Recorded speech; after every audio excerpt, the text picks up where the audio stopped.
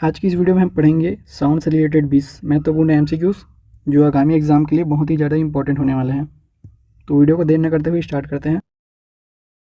Question number 1, ध्वनि का वेग अधिकतम होगा। ध्वनि का वेग सबसे अधिकतम किस में होता है? तो ध्वनि का वेग सबसे अधिकतम होता है ठोस में, फिर होता है द्रव्य में, फिर होता है गैस में। तो ठोस तो है हमारा दिया है धातु, तो ये हमारा आंसर हो जाएगा सी। नेक्स्ट क्वेश्चन, क्वेश्चन 2, ध्वनि एक माध्यम से दूसरे माध्यम में जाता है तो कौन सा राशि अपरिवर्तित रहता है?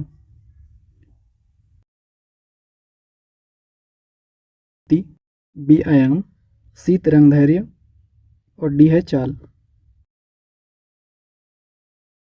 जब भी ध्वनि एक माध्यम से दूसरे माध्यम में गया तो आवृत्ति के साथ क्या होगा, के चाल के साथ क्या होगा और उसके तरंग दैर्ध्य के साथ क्या होगा। तो यहाँ ध्यान देंगे हम कि उसका आवृत्ति कभी भी नहीं बदलेगा, लेकिन उसका चाल और तरंग दैर्ध्य दोनों चेंज हो जाएंगी।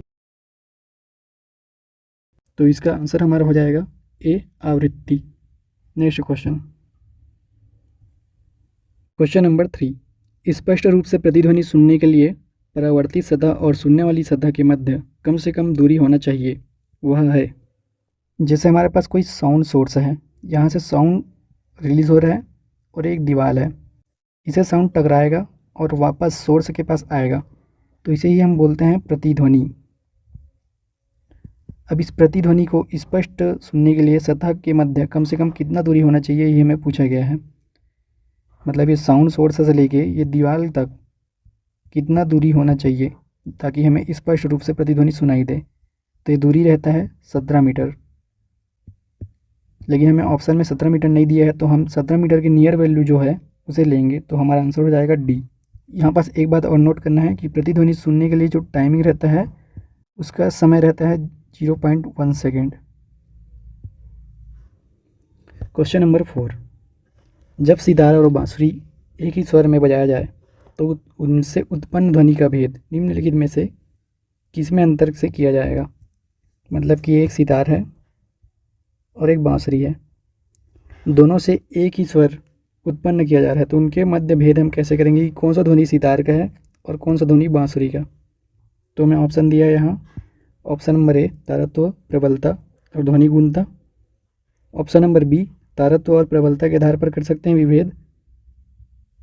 ऑप्शन नंबर सी केवल ध्वनि की गुणता के आधार पर, और ऑप्शन नंबर डी केवल प्रबलता के आधार पर। तो इसका आंसर हो जाएगा हमारा सी, केवल गुणता के आधार पर हम दो ध्वनियों के मध्य विभेद कर सकते हैं। नेक्स्ट क्वेश्चन, क्वेश्चन नंबर 5, जब आप अपने मोबाइल के रिंगटोन की प्रबलता बढ़ाते हैं तब रिंगटोन की आवृत्ति खाली स्थान होता है। मतलब यहाँ हमें पूछा है कि जब हम ध्वनि की प्रबलता बढ़ाएंगे तो आवृत्ति के साथ क्या होगा, क्या वो बढ़ जाएगा, क्या वो घट जाएगा या समान रहेगा, यह ज्ञात नहीं किया जा सकता। तो इसका आंसर होगा हमारा सी, समान रहेगा, क्योंकि प्रबलता का मान हमारे आयाम पर निर्भर करता है, ना कि आवृत्ति पर। ध्वनि की प्रबलता आयाम पर निर्भर करता है, ध्वनि की प्रबलता आवृत्ति पर निर्भर नहीं करता।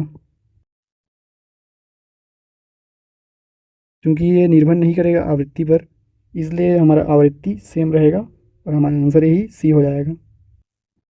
नेक्स्ट क्वेश्चन, क्वेश्चन 6, ध्वनि तरंग की खाली स्थान ध्वनि की प्रबलता को निर्धारित करता है। ये जो हम पीछे पढ़े वही है यहाँ कि ध्वनि की प्रबलता आयाम पर निर्भर करता है, ना कि आवृत्ति पर। तो यही हमारा क्वेश्चन बना के पूछ दिया गया है, ध्वनि की प्रबलता को निर्धारित करता है। तो ध्वनि का आयाम ही हमारे ध्वनि की प्रबलता को निर्धारित करता है, तो इसका आंसर हो जाएगा बी। नेक्स्ट क्वेश्चन, ध्वनि तरंगे ए निर्वात में चल सकता है, बी केवल ठोस माध्यम में चल सकता है, सी केवल गैस माध्यम में चल सकता है, डी ठोस, द्रव और गैस तीनों माध्यम में चल सकता है।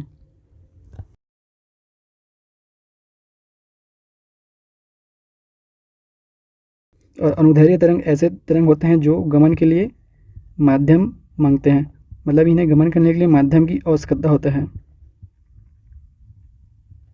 तो ऑप्शन देखते हैं हम कि ध्वनि तरंगे निर्वात में चल सकता है, तो नहीं, केवल ठोस माध्यम में चल सकता है। ठोस में तो चल सकता है, लेकिन केवल ठोस बोल रहा है तो यहाँ ये भी नहीं होगा। केवल गैस माध्यम में चल सकता है, ये भी नहीं होगा। तो हमारा लास्ट ऑप्शन ही सही हो जाएगा, ठोस और गैस माध्यम में चल सकता है। नेक्स्ट क्वेश्चन, क्वेश्चन नंबर 8, ये हमारा न्यूमेरिकल टाइप का क्वेश्चन है। इसमें हमें पूछा गया है कि तरंग दैर्घ्य क्या होगा, और हमें मान दिया गया आवृत्ति का और गति का। आवृत्ति को हम म्यू से शो करते हैं और गति को एस से, तरंग दैर्घ्य को हम शो करते हैं लेमडा से। तो इसका फॉर्मूला होता है छोटा सा, उसे याद करना पड़ेगा, lambda is equal to speed बटा आवृत्ति। ये आगे भी काम आएगा, इसलिए फार्मूला को अच्छे से याद कर लेना। अब हम मान रखते हैं लेमडा बराबर, स्पीड हमें दिया है 352 मीटर प्रति सेकंड में दिया है, ठीक है। उसके बाद हमें आवृत्ति दिया है 8800। इन दोनों को सॉल्व करते हैं तो ऊपर रहेगा 352, नीचे रहेगा 88 गुना 100 कर देते हैं इसको। अब 88 से 352 को काटेंगे तो ये 4 बार में कट जाएगा। अब 100 से 4 को काटेंगे तो ये 0.04 आएगा हमारा आंसर। तो हमें दिया है सी, 0.04 मीटर तरंग दैर्घ्य का मान होगा।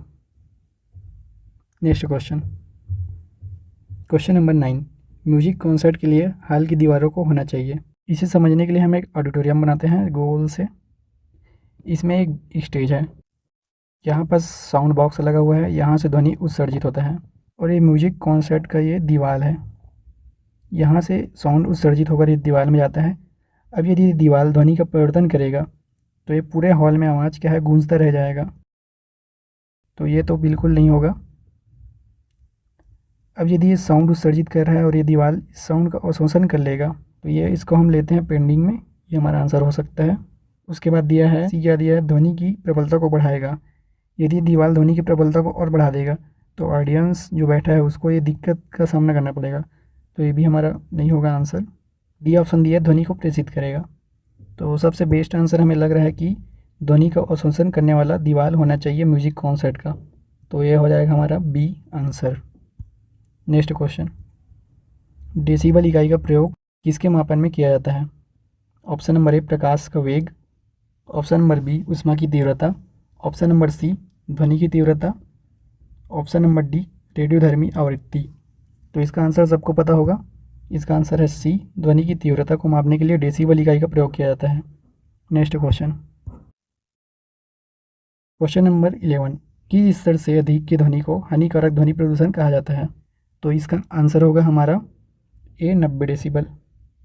नेक्स्ट क्वेश्चन, क्वेश्चन नंबर 12, ध्वनि तरंग के दो अनुक्रमिक संपीड़न के बीच की दूरी के लिए निम्नलिखित में से कौन सा शब्द का प्रयोग किया जाता है। चूँकि ध्वनि एक अनुदैर्घ्य तरंग है जिसमें संपीड़न और विलयन होता है। जैसे यहाँ मैं बनाता हूँ डायग्राम छोटा सा, जिसमें एक शीर्ष है और एक गर्त है, फिर शीर्ष और एक गर्त है।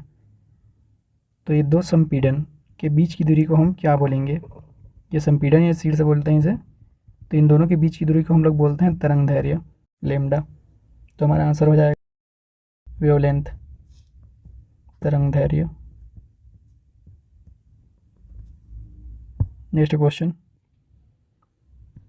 क्वेश्चन नंबर 13, ध्वनि की प्रकृति होता है केवल अनुप्रस्थ, अनुदैर्घ्य और अनुप्रस्थ दोनों, ना तो अनुदैर्घ्य ना ही अनुप्रस्थ, केवल अनुदैर्घ्य तरंग। तो ध्वनि हमारा क्या, कौन सा तरंग होता है, अनुदैर्घ्य तरंग, जिसे गमन के लिए माध्यम का आवश्यकता होता है। ये माध्यम हमारा हो सकता है ठोस, या तो हो सकता है हमारा द्रव, या तो हो सकता है हमारा गैस। यदि माध्यम ठोस है तो इसका स्पीड सबसे ज़्यादा हो जाएगा हमारा ध्वनि का, और यदि माध्यम गैस है तो उसका स्पीड हो जाएगा सबसे ज़्यादा slow. Next question, question number 14, बड़े आयाम वाली ध्वनि उत्पन्न करते हैं। ऑप्शन नंबर ए, उच्च ध्वनि। ऑप्शन नंबर बी, निम्न ध्वनि। ऑप्शन नंबर सी, कर्कश ध्वनि। ऑप्शन नंबर डी, क्षीण ध्वनि। तो इसका आंसर हो जाएगा हमारा ए, उच्च ध्वनि। जो ध्वनि का आयाम होता है वो ध्वनि के प्रबलता के समानुपाती होता है। जितना अधिक उसका आयाम होगा उतना ही अधिक उसका प्रबलता होगा। जितना अधिक प्रबल ध्वनि होगा उतना ही अधिक उच्च हमें वो सुनाई देगा। तो यहाँ हमें यही रिलेशन पूछा गया है, बड़ा आयाम मतलब कि उच्च ध्वनि। नेक्स्ट क्वेश्चन, क्वेश्चन नंबर 15, ये भी हमारा न्यूमेरिकल क्वेश्चन है। इसे सॉल्व करने के लिए मैं पीछे आपको फार्मूला बताया था, लैम्डा बराबर वेग बट्टा म्यू मतलब आवृत्ति। यहीं से हमारा सॉल्व होगा। ये हमें क्या क्या मान दिया है, आवृत्ति का दिया है, हाँ म्यू का मान दिया है, तरंग दैर्घ्य लैम्डा का मान दिया है, समय का मान दिया है टी, और हमें पूछा गया है यहाँ दूरी, 3 सेकंड में ध्वनि कितना दूरी तय करेगा। तो दूरी का फार्मूला क्या होता है, स्पीड का फार्मूला आता है स्पीड इक्वल टू दूरी बटा समय। तो दूरी बराबर क्या हो जाएगा, दूरी बराबर एस टी मतलब कि स्पीड और टाइम। स्पीड हमें नहीं दिया है वेग, तो वेग हम कैसे निकाल सकते हैं यहाँ से, लेमडा इंटू म्यू बराबर वेग हो जाएगा ये। अब लेमडा का मान हमें क्या दिया है 4 मीटर, म्यू का मान हमें क्या दिया है 50 हर्ट्ज, तो वेग हमारा हो गया 200 मीटर पर सेकेंड। ये हमारा वेग हो गया। अब इस मान को हम यहाँ रखेंगे तो हमारा दूरी मिल जाएगा, दूरी बराबर वेग हो गया 200 और टाइम हो गया 3 सेकेंड, तो दूरी का मान हो जाएगा 600 मीटर। तो हमारा आंसर हो जाएगा B 600 metre. Next question, WHO के अनुसार एक नगर के लिए सुरक्षित ध्वनि प्रदूषण स्तर है। इसका आंसर है हमारा 45 dB। ये तो याद करने वाला क्वेश्चन है, इसको आप लोग याद कर लीजिएगा। क्वेश्चन नंबर 17, ध्वनि का वेग अनुमानित है। ध्वनि का वेग कितना होता है ये हमें पूछा गया है। तो ध्वनि का वेग होता है 330 मीटर प्रति सेकेंड। यहाँ हमें दिया है 330 किलोमीटर प्रति सेकेंड, तो इसमें स्टूडेंट बहुत लोग कंफ्यूज हो जाते हैं, इसी को टिक करते हैं, लेकिन हमारा गलत है। हमारा आंसर है 303 मीटर प्रति सेकेंड, तो डी हमारा फाइनल आंसर है। वैसे यदि हमें लाइट का वेग पूछे तो लाइट का वेग होता है 3 × 10⁸ मीटर प्रति सेकेंड, और ध्वनि का वेग होता है 330 मीटर प्रति सेकेंड। नेक्स्ट क्वेश्चन, पराश्रव्य तरंगे मनुष्य द्वारा सुना जा सकता है, नहीं सुना जा सकता, कभी नहीं सुना जा सकता, इनमें से कोई नहीं। तो पराश्रव्य तरंगे मनुष्यों के द्वारा नहीं सुना जा सकता, ऑप्शन बी राइट आंसर हो जाएगा। इसका आंसर आप लोग कमेंट सेक्शन में बताइएगा। ऐसे ही वीडियो के लिए आप हमारे चैनल को सब्सक्राइब कीजिए। वीडियो अच्छा लगा तो वीडियो को शेयर कीजिए। Thanks for watching.